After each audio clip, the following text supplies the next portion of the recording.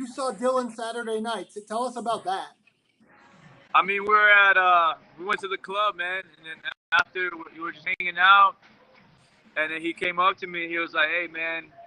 First, I was like, "Damn, like, what are you doing here, especially alone?" And I was like, "This guy's a savage right now." He was like, he had a hood on, kind of like trying to be low key.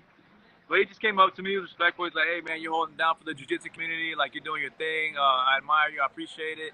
And he was cool about the whole situation. And he wouldn't really tell me much. He was just like, "Yeah, man, like shit got crazy. These guys started throwing. I started throwing.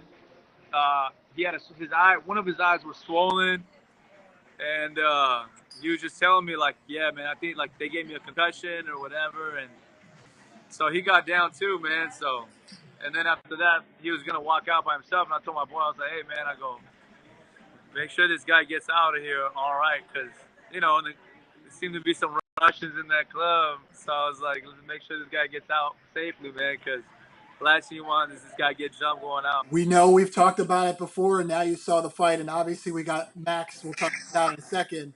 But seeing what Khabib did there in the octagon to Conor, you still intrigued by that matchup someday? No, absolutely, man. Like I said, I feel like we both match up well again on the feet. We're both the same size. He's probably like a little bit wider than me. I'm a bit longer. Um, on the ground is what the world wants to see. No one seems to have an answer for it yet.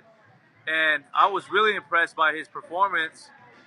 And as a fighter, man, you want to be the best, you know. And I love fighting guys who want to hold you down and punch your face in.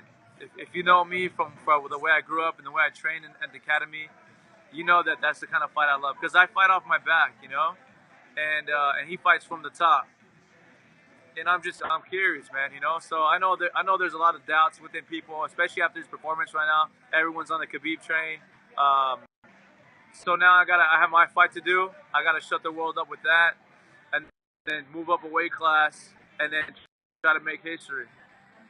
Speaking of your fight, we finally have a date. How excited are you that you know? I'm excited and I'm ready, man. It's about time that things get situated.